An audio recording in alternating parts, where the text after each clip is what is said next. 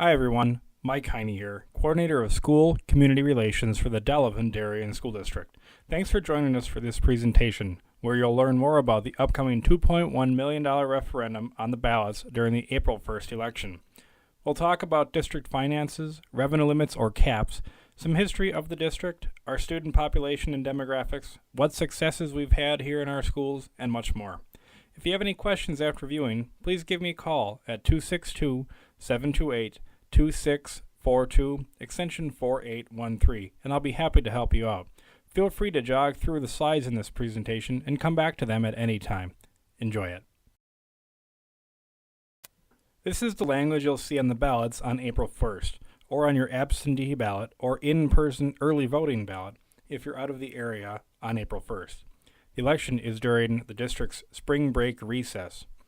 At a mid-January meeting, the school board unanimously approved this question to be on the ballots.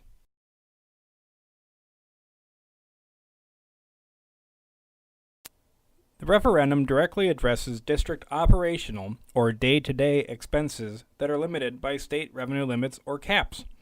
In the fall of 1993, state laws changed regarding school finance, and districts were essentially locked into their current level of spending because of the creation of the revenue limit formula.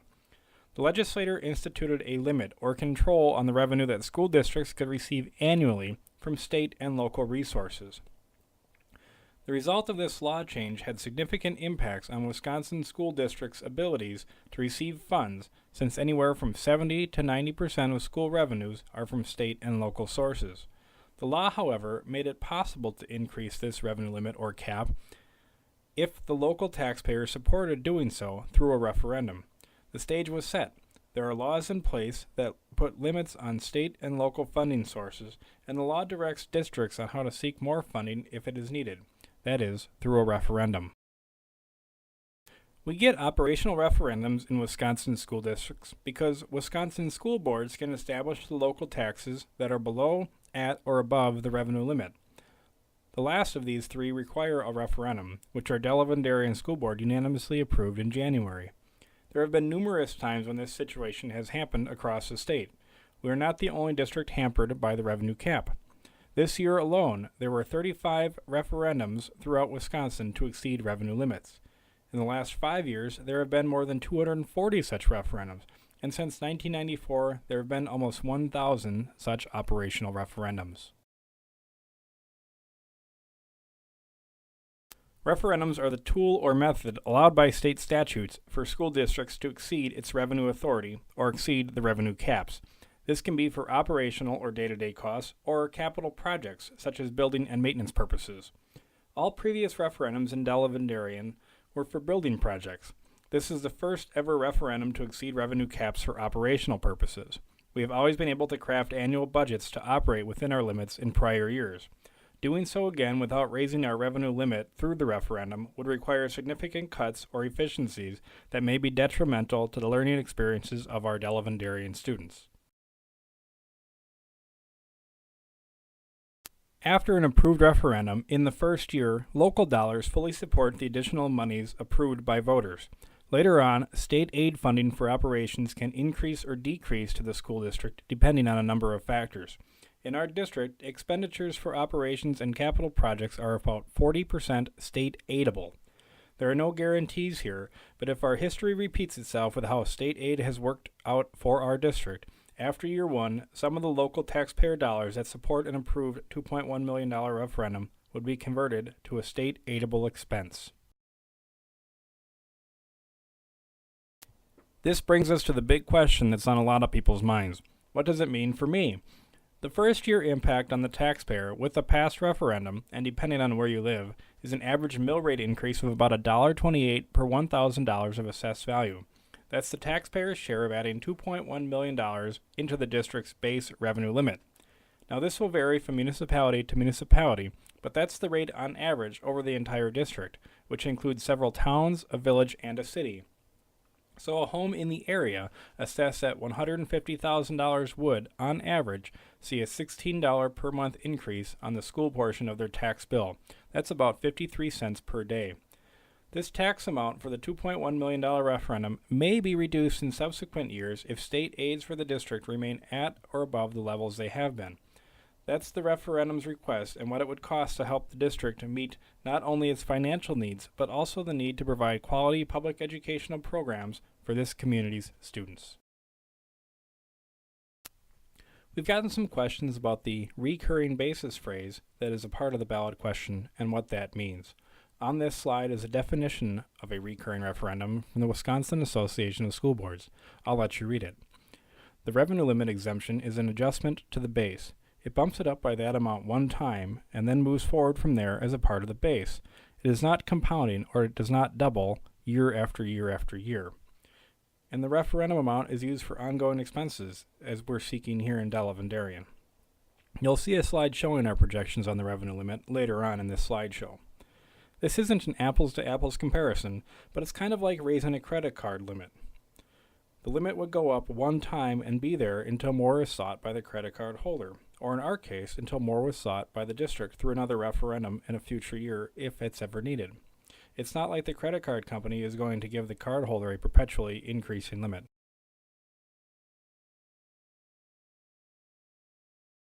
A non-recurring referendum is similar, but it sunsets. It also adds an amount to the base limit, but for a set amount of time. Although it can be used for ongoing expenses, it is often used for one-time expenditures, such as training for a new curriculum or program or a technology upgrade. Our needs are projected to be here for the long term, so the board asked for a recurring referendum. While a non-recurring referendum would also help, the fact that it sunsets would likely put the district back in the same position it is in now down the road, and we'd be back asking for another referendum and or facing severe cuts. The inconsistencies and uncertainties it may cause in budget preparations, not knowing if this or future referendums would even pass, is not ideal for our situation, considering we're using the funds for ongoing expenses. Keep in mind, there is no requirement that the district budget all the way up to the allowable revenue limit. It can budget below it. This would just let the district have more available resources if and when needed.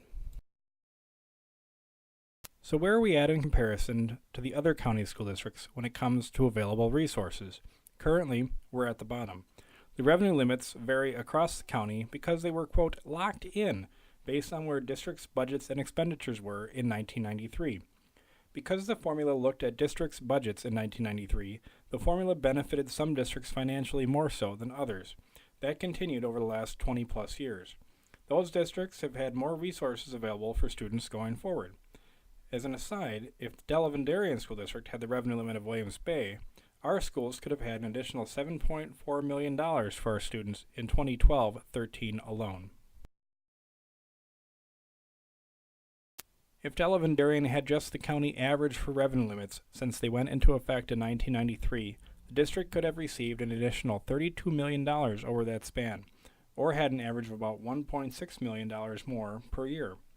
And because the district never sought an operational referendum in the past that would have helped close the gap, you could almost consider all or part of this amount as a tax savings for our local taxpayers. The district has been able to make do within its revenue limits without seeking additional resources until this referendum here now in 2014. This table shows our forecast model without a referendum. If we keep moving forward without a revenue limit increase, significant cuts will need to be made, and eventually the reserves in our fund balance will be exhausted. This table shows only the revenue limit expenses that are local costs that are impacted by the revenue limit. As you can see, our costs outpace our ability to stay within the state-imposed revenue limits. Keep in mind that those state-imposed caps were instituted to control property taxes, not to meet the needs of our district.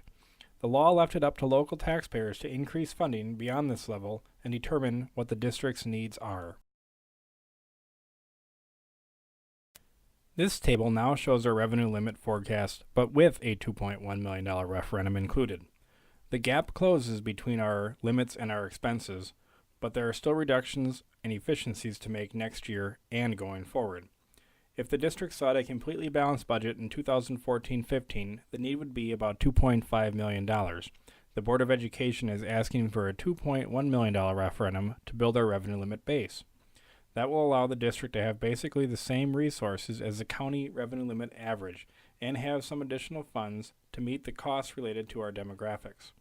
Next year, an additional $428,000 in reductions and efficiencies would still be necessary, even with a referendum. We will continue to look for those kinds of efficiencies and budget reductions as we do every year. Here are the previous two tables in graph form, showing the revenue limit without a referendum on the top and the revenue limit with the referendum on the bottom. The top red lines are our current and anticipated expenditures, including programming, salaries, benefits, utilities, transportation, and other costs. If we were to stay the status quo, we anticipate expenses to increase, as is often the case in any business. The revenue cap is the blue line, which does not keep up in either scenario. As you can see, though, on the bottom graph, the gap narrows between the blue and the red lines, and thus the cuts and efficiencies will be less detrimental to our schools and our students if a referendum is passed. Projecting out the revenue limit per student and taking into account the $75 per pupil state increase to the revenue limit, the totals look like this.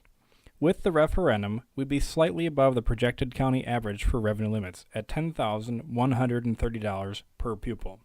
Without the referendum, we will remain well behind the county average by about $650 per student, with a revenue limit average of about $9,356. When it comes to resources received from the local taxpayers, in the last 5 years, the district levy for operational cost has remained relatively flat, between $14.7 and $14.2 million. This does not include the levies for debt service, which is for past building and facilities projects. Actual tax rates may have changed due to property valuations in our area, but the amount levied or collected by the district from local property owners went down from last school year to this school year, and the amount trended down from 2009 through 2013 because of cuts and efficiencies that we've made. As stated earlier, we've always operated within our means, made reductions as appropriate, and attempted to meet the needs of our students with the resources we've had available. As a school district, we need to be responsible to our students by providing them a quality education that will help them be successful in life. From a budgeting perspective, we also have to be responsible with the taxpayer dollars we receive and provide programming within our available budgets. To do that, over the years we have adjusted class sizes and reduced programming provided to students, along with other expenditures to balance our budgets. Some classes have grown bigger. Some programs, like our auto program and home economics program at the high school, have been cut or reduced, as has foreign language at the middle school level. The bottom line is twofold. We are running out of the low-hanging fruit, or those things that are easier to cut or adjust in order to find savings, and costs continue to increase, including those related to government mandates. You could even say the strategic plan is a local mandate, as items in it require financial resources to carry them out appropriately. If we add something in from the strategic plan, or from a government mandate that has a cost, something else might have to get cut.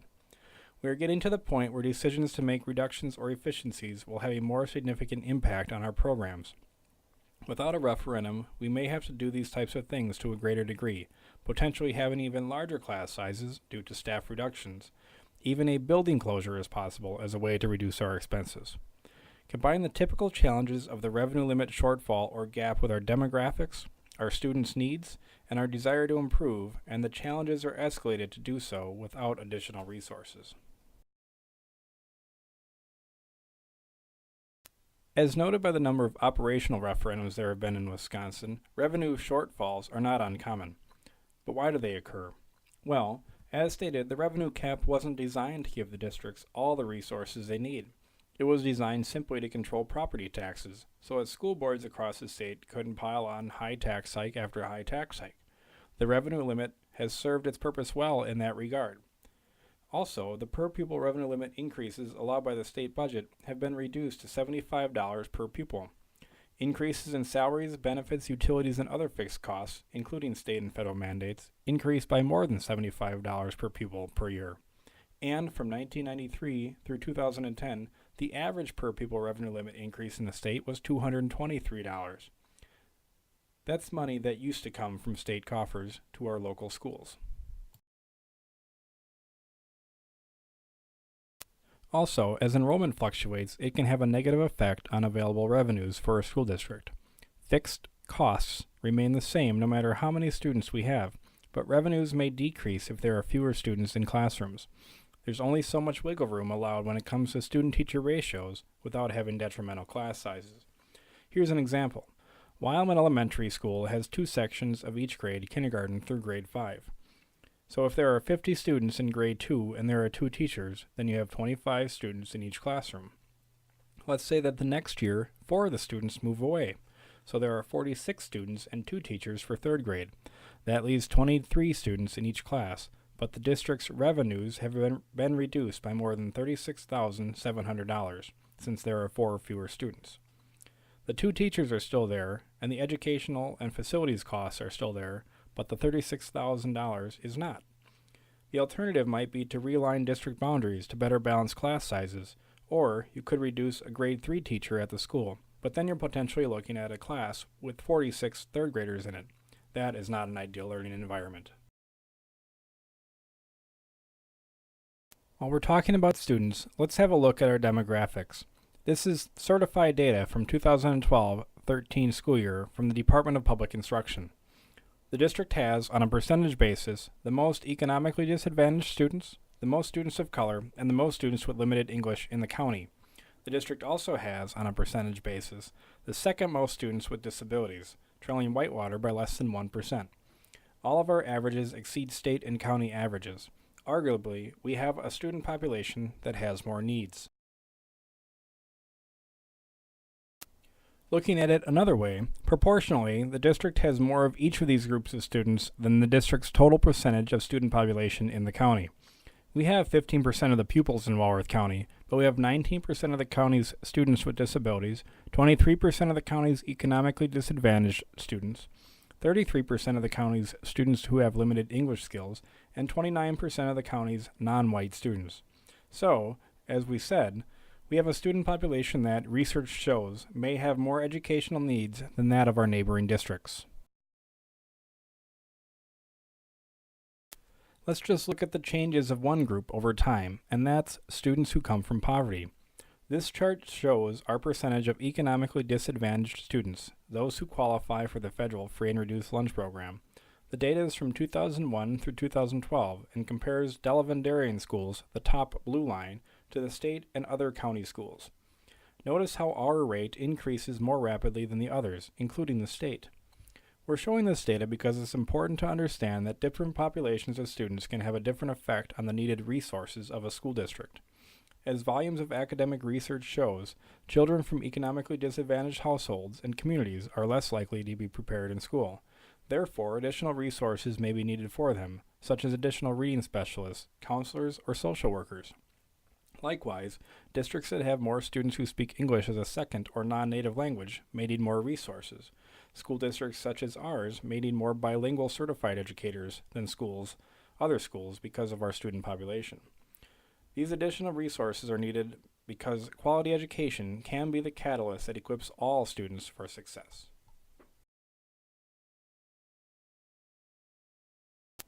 Another question people often ask is how will the money from the referendum be used if the referendum is approved? Well, we have a community-supported strategic plan to implement and school improvements to make. The funds will be used to support the changes we've made that are stated within the plan and for those changes that go beyond the strategic plan.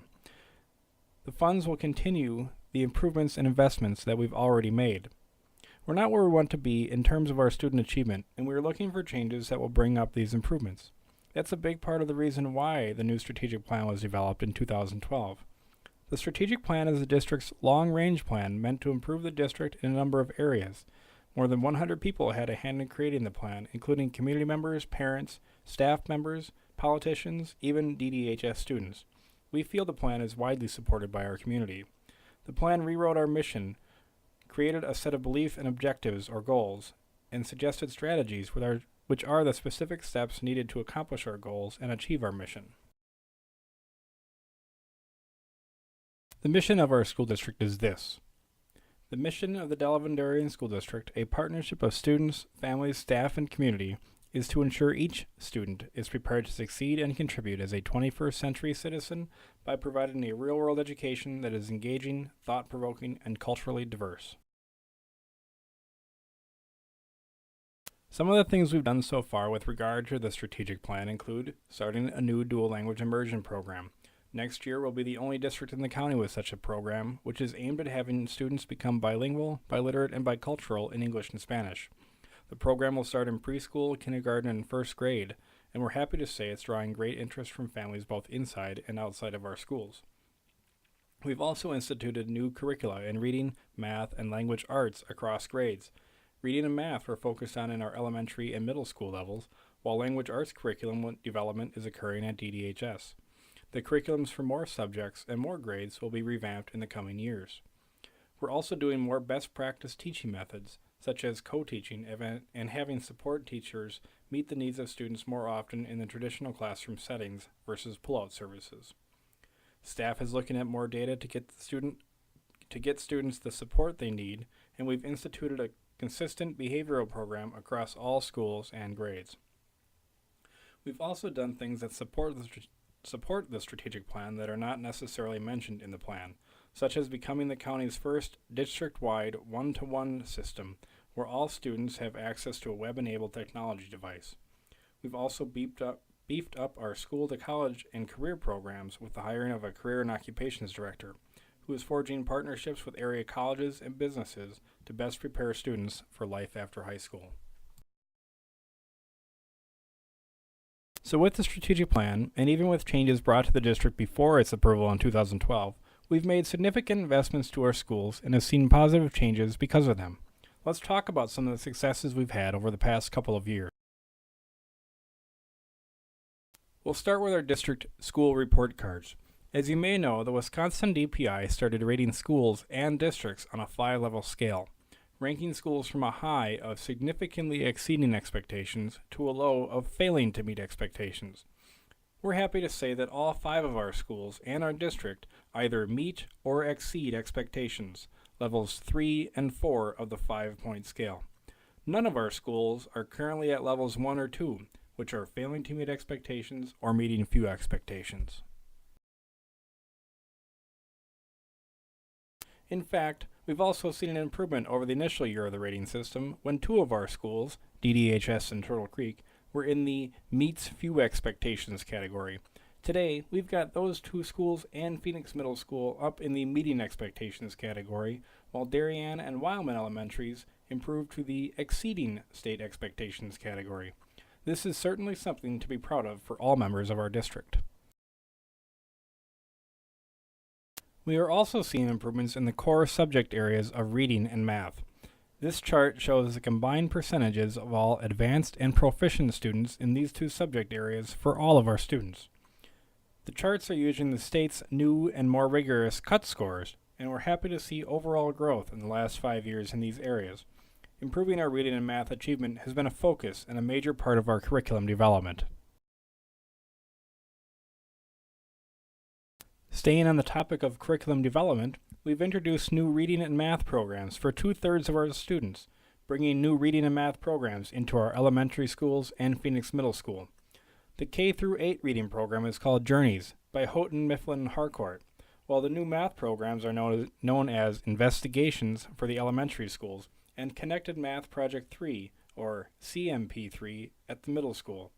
These materials are aligned with more rigorous standards and help our students learn by helping all teachers in the district be on the same page when it comes to teaching to the standards.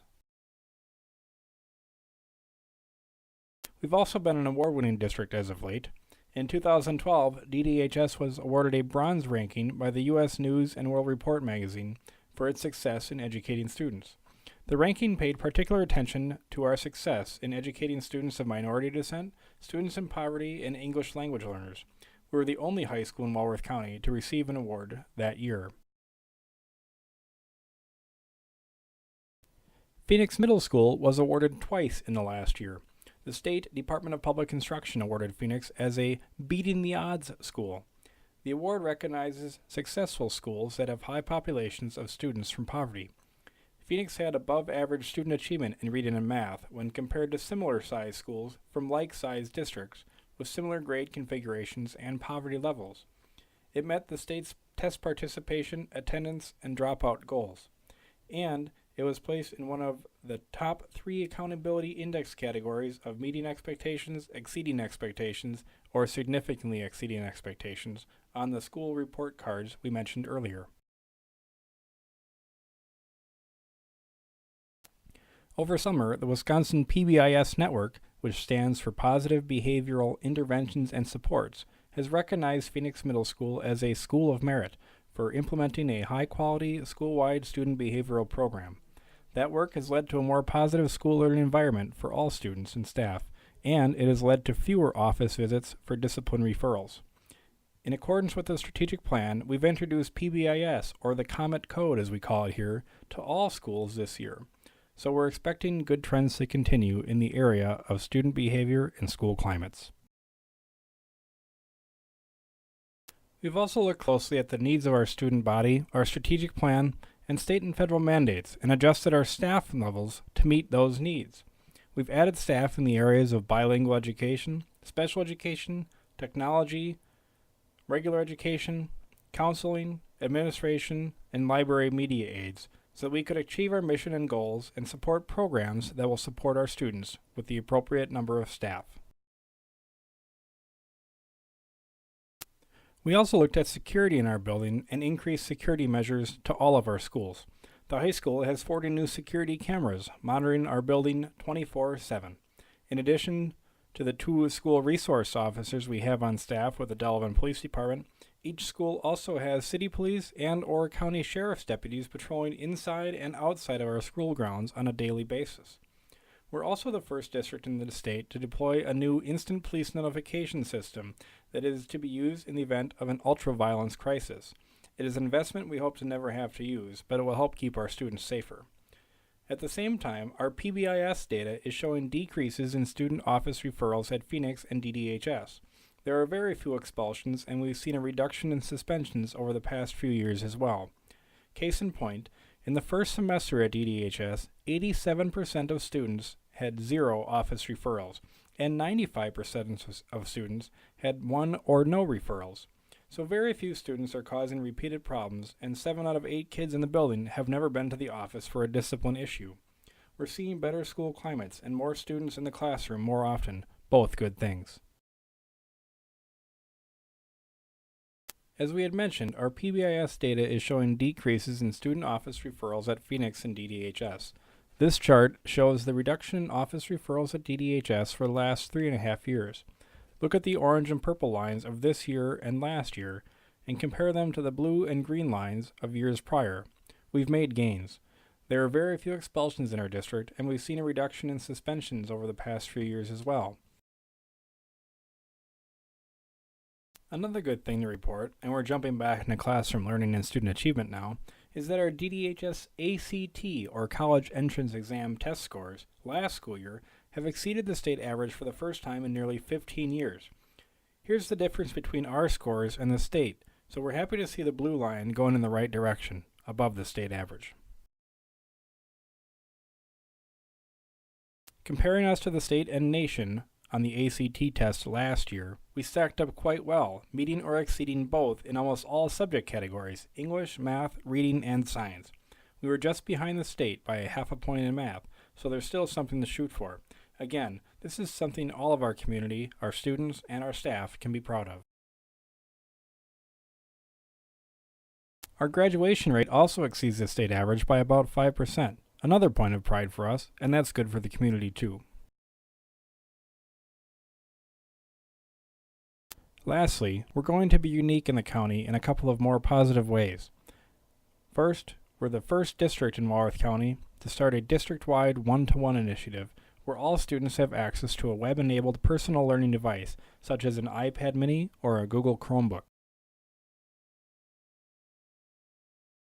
Research shows that if effectively implemented, technology programs can lead to improved student achievement and significant return on investment. That's our goal with the launch of this one-to-one program this past school year.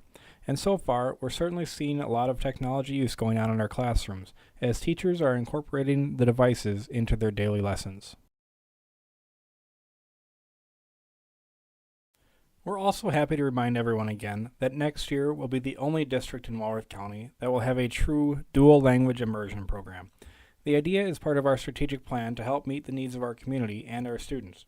The program will start next year in preschool, kindergarten, and first grade, with the goal of having all students enrolled in it become bilingual, biliterate, and bicultural. This will make them more marketable for the workforce when they graduate, and more able to comprehend other subjects because they have stronger minds, more capable of learning. The program has drawn much interest already from families both in and from outside of our school district, and we're excited to see it start next year. As you head to the polls, please remember that the Delavan-Darien School District has made significant investments and efforts to improve, following the strategic plan and by other means. This referendum would support those continuing efforts. We're on the path to get where we want to be with our academic growth. This is the first ever operational referendum in the district's history, and it's a way to let the community decide what it wants for its school district and for its community's children. In fact, it's the only way allowed by statute for the district to receive funds above the revenue limit. We have been operating with less than our neighboring school districts for more than 20 years, and the referendum would make the district more competitive by getting us to the county average for revenue limits. Lastly, while the referendum would no doubt assist the district financially, it does not solve all the budget questions that remain. Cuts will still have to be made and efficiencies found to continue to operate within our budget. Larger and more impactful cuts, those that have a more drastic effect on the education of children in the district, would be needed if the referendum fails. If that were the case, anything and everything will be on the table. Such cuts could include larger class sizes, fewer course and program offerings, and perhaps closure of a school building. As a reminder, polls are open on Tuesday, April 1st from 7 a.m. until 8 p.m. at your municipality's voting location. Absentee and in-person early voting will be available. Please see your municipal clerk for more information about registration, absentee voting, or in-person early voting, or to find out where you can vote. If you have any more questions or need additional information, please feel free to call or email us at the numbers and email address listed here, or visit our website at www.ddschools.org/referendum. Thanks for watching.